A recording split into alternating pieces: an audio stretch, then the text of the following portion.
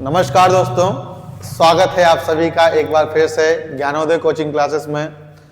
आज एक और नए कंसेप्ट के साथ मैं और आप जुड़ रहे हैं। आज आपको जो है नरेशन के क्वेश्चंस विद कंसेप्ट के साथ बातचीत हम लोग करते हैं। ठीक है, इसमें क्या होगा कि आपके सामने क्वेश्चंस लिखे हुए हैं और क्वेश्चंस को सॉल्व करते करते हम लोग कंसेप्ट की भी बात करेंगे, जिससे आपकी प्रैक्टिस भी हो जाएगी और कंसेप्ट का अच्छे से रिवीजन भी हो जाएगा। ठीक है, जैसा कि आपको पता है कि पहले भी बहुत सारी क्लासेस जो हैं आपको प्रोवाइड हो चुकी होंगी। ठीक है, वॉइस की क्लासेस मैंने आपको प्रोवाइड कराई, डिग्री ऑफ एडजेक्टिव की क्लास प्रोवाइड कराई है, हिंदी के भी कुछ टॉपिक्स की जो है क्लास प्रोवाइड हुई है और एसएसटी के भी टॉपिक्स की भी कुछ क्लासेस आपको निश्चित तौर पर मिली होंगी। तो उम्मीद करते हैं कि आपने उन क्लासेस को देखा होगा और उनसे कुछ ना कुछ आपने सीखा होगा। ठीक है, तो शुरू करते हैं हम लोग अपनी क्लास। टॉपिक का नाम है नरेशन। क्या नाम है?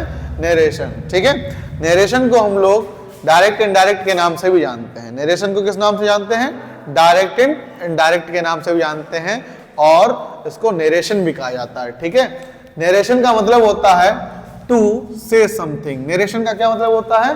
टू से समथिंग। नरेशन का मतलब क्या होता है? टू से समथिंग। नरेशन का मतलब क्या होता है? टू से समथिंग, कुछ कहना। नरेशन का मतलब क्या है? टू से समथिंग, कुछ कहना। ठीक है, क्लियर है। नरेशन जो होता है वो 5 सेंटेंसेस का बनता है। कितने सेंटेंसेस का बनता है? 5 का। Assertive, number 2 interrogative, number 3 imperative, number 4 exclamatory और नंबर 5 ऑप्टेटिव सेंटेंसेस का। तो नरेशन जो होता है कुल मिलाकर 5 सेंटेंसेस का बनता है। सभी को क्लियर है? चलिए, आज मैंने आपके सामने जो क्वेश्चंस लिखे हुए हैं वो सभी असर्टिव क्वेश्चंस लिखे हुए हैं। कैसे क्वेश्चंस लिखे हुए हैं? असर्टिव क्वेश्चंस लिखे हुए हैं। इनकी हम लोग प्रैक्टिस करेंगे और साथ साथ में आपको कंसेप्ट भी मैं बताता चलूंगा। ठीक है, तो चलिए कॉपी पेन निकाल लीजिए और शुरुआत करते हैं इन क्वेश्चंस की। और कॉपी पेन के बिना मत बैठिएगा, कॉपी पेन जरूर साथ में लेके बैठें ताकि आप इन चीजों को नोट कर सकें। कोई इंपॉर्टेंट कंसेप्ट में बताऊं उसको नोट डाउन कर लीजिएगा। चलिए, तो पहला क्वेश्चन लिखा है आपके स्क्रीन पर, Krishna says to me I am busy now. Krishna says to me I am busy now. देखिए, जो इन्वर्टेड कॉमास के अंदर जो क्लॉज होती है ये आपके इन्वर्टेड कॉमा बोले जाते हैं। ये क्या बोले जाते हैं? Inverted comma. इन्वर्टेड कॉमा के जो अंदर वाली क्लॉज होती है इसको बोलते हैं रिपोर्टेड स्पीच। लिख लीजिए, इसको क्या बोलते हैं? Reported speech. पहचानिए कि इन्वर्टेड कॉमा के अंदर जो भाग लिखा हुआ होता है उसको बोला जाता है रिपोर्टेड स्पीच। क्लियर है? सब कुछ विजिबिलिटी क्लियर है? सब कुछ ठीक है? Reported speech. ठीक, और जो ये क्लॉज होती है इसको या तो आप बोल दीजिए रिपोर्टिंग स्पीच। क्या बोल दीजिए? रिपोर्टिंग स्पीच बोल दीजिए, या हम लोग आम बोलचाल में इसको रिपोर्टिंग वर्ब भी बोल देते हैं। क्या बोल देते हैं? Reporting verb. तो पहली चीज आपने सीखी कि इन्वर्टेड कॉमास के अंदर जो पार्ट लिखा हुआ होता है उसको रिपोर्टेड स्पीच कहते हैं। क्लियर है? ठीक, और शेष जो बात रह जाती है उसको रिपोर्टिंग स्पीच या रिपोर्टिंग वर्ब कहते हैं। क्लियर है सबको? Very good. ऐसे ही आपको हर चीज क्लियर होती चली जाएगी। तो क्या लिखा है अब देखते हैं। लिखा है कृष्णा सेज टू मी। अब आप रिपोर्टिंग वर्ब पहचानिए, आपकी प्रेजेंट में है कि पास्ट में कि फ्यूचर में। ये चीज कब क्लियर होगी? जब आपका टेंस बहुत अच्छा क्लियर होगा। टेंस चैप्टर अगर आपने बहुत अच्छे से पढ़ा होगा तो आप वर्ब बहुत जल्दी से पहचान लेंगे। चलिए देखते हैं कैसे पहचानते हैं। से और मेन वर्ब की फर्स्ट फॉर्म में एस लिखा हुआ है। एस लिखा हुआ सिंगुलर सब्जेक्ट है और मेन वर्ब की फर्स्ट फॉर्म में एस लिखा हुआ है। ये सारी चीजें आपने कहां पढ़ी थी? प्रेजेंट इंडेफिनिट के अफर्मेटिव में, कि जब सिंगुलर सब्जेक्ट हो और अफर्मेटिव की बात हो तो मेन वर्ब की फर्स्ट फॉर्म में एस या ईएस लगा देते हैं। तो यानी कि रिपोर्टिंग वर्ब किसमें हो गई बेटा? प्रेजेंट टेंस में हो गई। अब एक हमारा कंसेप्ट होता है नरेशन का कि अगर रिपोर्टिंग वर्ब प्रेजेंट या फ्यूचर में है, अगर रिपोर्टिंग वर्ब किसमें है? प्रेजेंट या फ्यूचर में है, तो रिपोर्टेड स्पीच की वर्ब में परिवर्तन नहीं करते हैं। रिपोर्टेड स्पीच के वर्ब को नहीं बदला जाता है। मतलब क्या कहा मैंने कि जैसे रिपोर्टेड स्पीच में अगर इस दिया गया हो तो बास नहीं करेंगे। ठीक है, मतलब रिपोर्टेड स्पीच की वर्ब में परिवर्तन नहीं करेंगे। कब? जब रिपोर्टिंग वर्ब प्रेजेंट या फ्यूचर में हो। ठीक है, चलिए तो क्या होगा इसका इनडायरेक्ट, कृष्णा, आप लोग भी सेट बनाइए, कृष्णा सेज टू को किस में बदल देते हैं बेटा, टेल्स में, किसमें, टेल्स में, कृष्णा टेल्स मी, और इस क्लास को रिपोर्टिंग वर्ब और रिपोर्टेड स्पीच को जोड़ने के लिए असर्टिव में कंजंक्शन आता है दैट, क्या आता है, दैट आता है, ठीक है। तो कृष्णा टेल्स मी दैट, अब देखिए आई जो है बेटा, आई क्या है, फर्स्ट पर्सन, और फर्स्ट पर्सन चेंज होता है सब्जेक्ट ऑफ रिपोर्टिंग वर्ब। अभी कुछ बच्चे बोलेंगे सर आपने अभी तो कहा था कि जब रिपोर्टिंग वर्ब प्रेजेंट या फ्यूचर में हो तो रिपोर्टेड स्पीच में परिवर्तन नहीं करते। मैंने ये नहीं कहा कि सब्जेक्ट में परिवर्तन नहीं होगा कि अदर वर्ड में परिवर्तन नहीं होगा, मैंने ये कहा कि आप टेंस में परिवर्तन नहीं करेंगे। टेंस में परिवर्तन करने का मतलब होता है कि वर्ब एक टेंस से दूसरे टेंस में नहीं जानी चाहिए। जैसे मैंने बोला Ram is a good boy, ठीक। अब मैं दूसरा एग्जांपल बोल रहा हूं, Ram was a good boy, तो एक टेंस आपका प्रेजेंट हो गया, इज वाला किसमें हो गया, प्रेजेंट में, और वाज वाला किसमें हो गया, पास्ट में।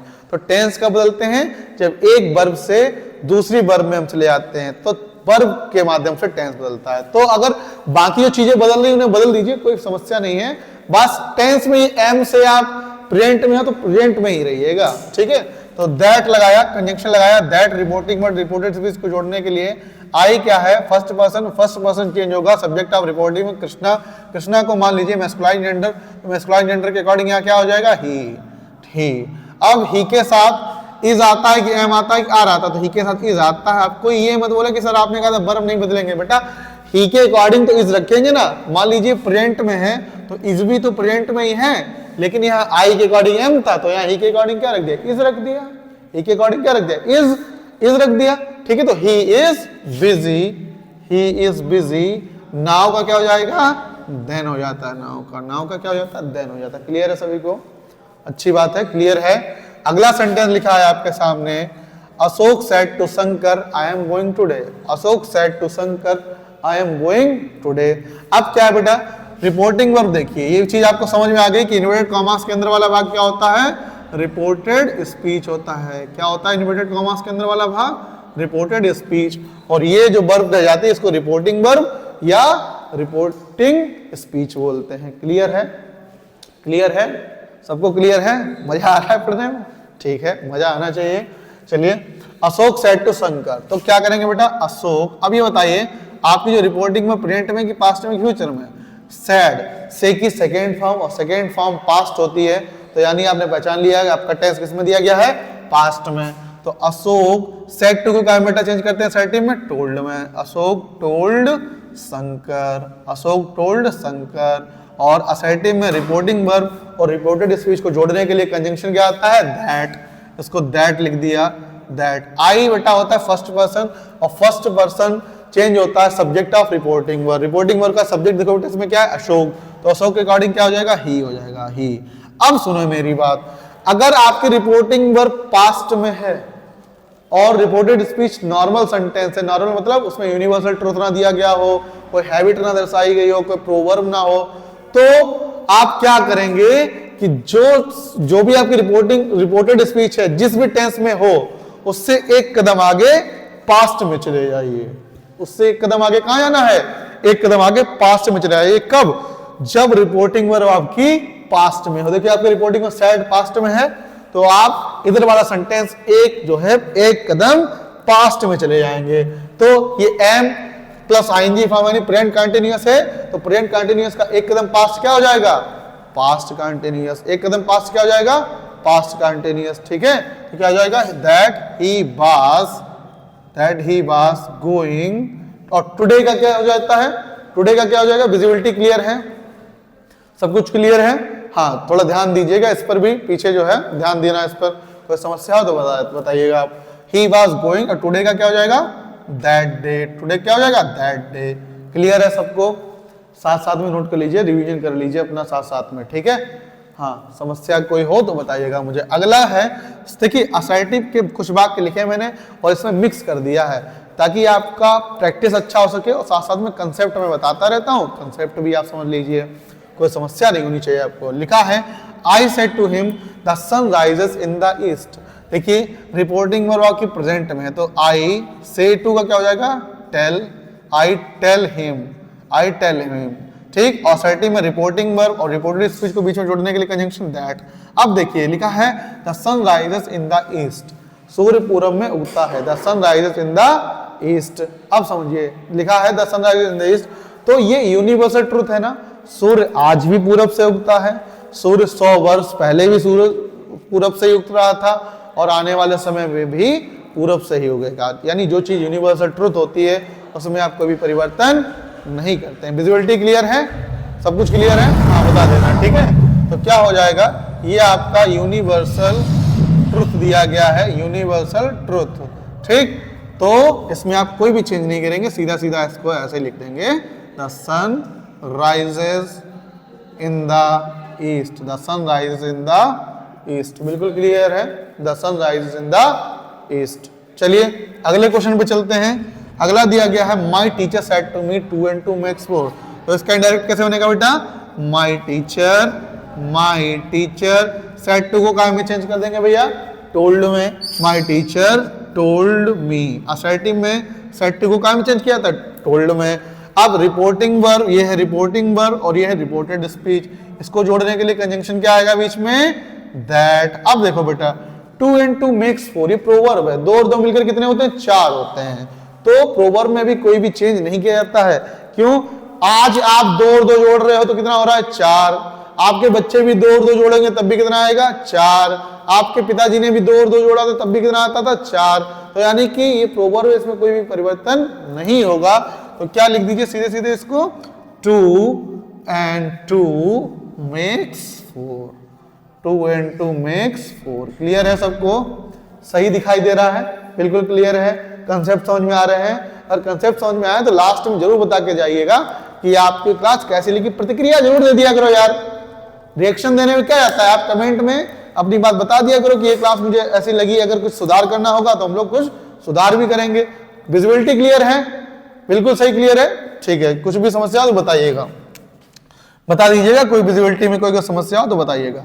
सुधा said to me Rohit pass the exam, Sudha said to me Rohit pass the exam. तो क्या हो जाएगा बेटा, सुधा सेड टू पास्ट में कर दिया ना, अगर स्टार्ट हो जाओ, स्टार्ट। चलिए हाँ, तो देखते हैं अपना अगला sentence, Sudha said to me Rohit pass the exam. तो देखिए सुधा, अब सेड टू कहाँ में है, पास्ट में। कैसे पहचाना बेटा, से की सेकेंड फॉर्म है, से की सेकेंड फॉर्म लिखी हुई है, तो ये किस में चला गया, पास्ट में। क्लियर है।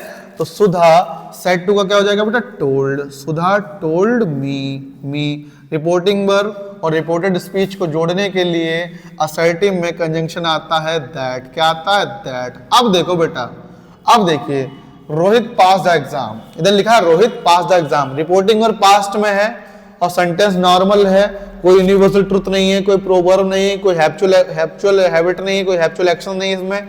तो क्या होता है, तो इस स्थिति में आपका सेंटेंस जिसमें भी दिया गया हो उससे एक कदम आगे कहां जाना है, एक कदम आगे पास्ट में जाना है। अब आप देखिए पास्ट, ये मेन वर्ब की सेकेंड फॉर्म यानी पास्ट एंड डेफिनेट में दिया गया है, और पास्ट एंड डेफिनेट का एक कदम आगे पास्ट क्या हो जाएगा, पास्ट परफेक्ट, यानी पास्ट ऑफ द पास्ट क्या होता है, पास्ट परफेक्ट। तो कहां हो जाएगा भैया बाकी रोहित, और पास्ट परफेक्ट की हेल्पिंग और had, Rohit had passed the exam, Rohit had passed the exam. बिल्कुल क्लियर है, सबको समझ में आ रहा है। विजिबिलिटी बता दिया करना भैया, अगर कोई समस्या हो तो विजिबिलिटी जरूर चेक कर लिया करना, ठीक है।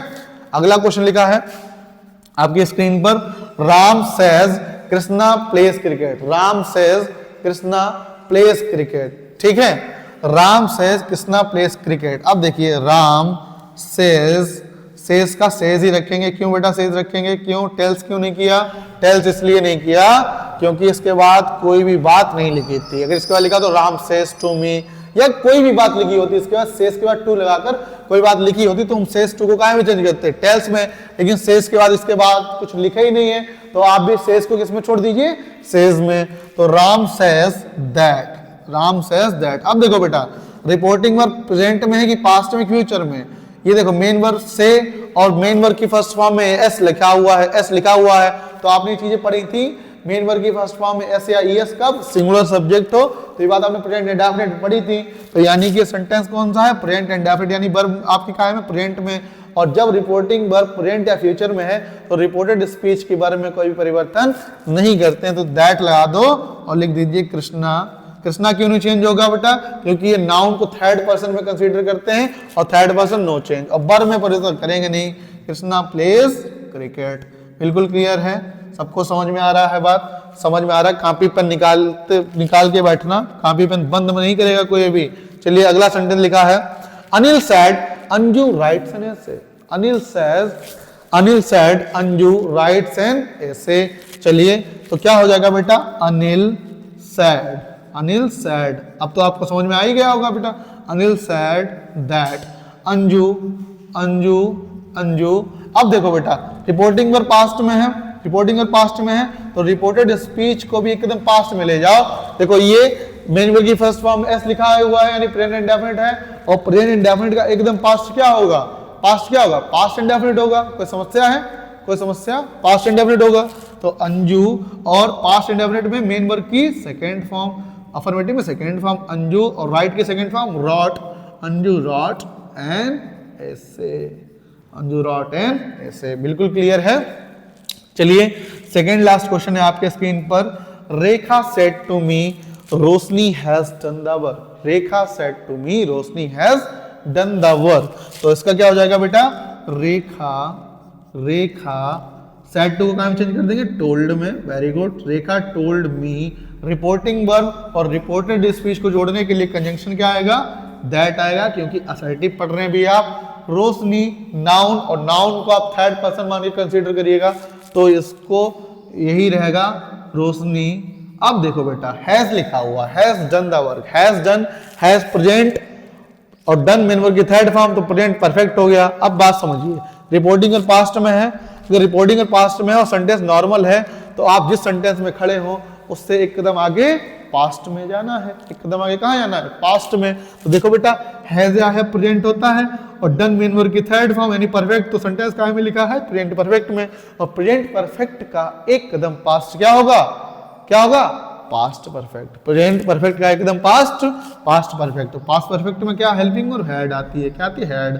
और मेन वर्ब की तो third form had done the work. Very good. Clear हो गया सबको? क्रिस्टल क्लियर है। चलिए, और लास्ट क्वेश्चन जो आपको अपनी स्क्रीन पर दिख रहा होगा, मोना सैड सलोनी स्लीपिंग, ये आपके लिए होमवर्क में है। और इस सेंटेंस को जो है आप मुझे बताएंगे कमेंट बॉक्स में, इसका आंसर बताएंगे। ठीक है, कमेंट बॉक्स में इसका आंसर देंगे। ठीक है, अच्छा आप लोग अपनी क्या करें? अपनी राय जरूर दिया करें। ठीक है, अपनी राय जरूर दिया करें कि आपको ये चीज कंटेंट कैसा लगा। ठीक, तो कमेंट में जरूर बता दिया करें, ताकि हम लोगों का भी थोड़ा जो है मनोबल बढ़े, हम लोगों का भी कॉन्फिडेंस बढ़े, ताकि हम और ज्यादा आपको लंबे समय की क्लासेस प्रोवाइड करा पाएं। तो अपनी प्रतिक्रिया लास्ट में जरूर दिया करें। ठीक है, आज के लिए इतने रखते हैं। भारत माता की जय।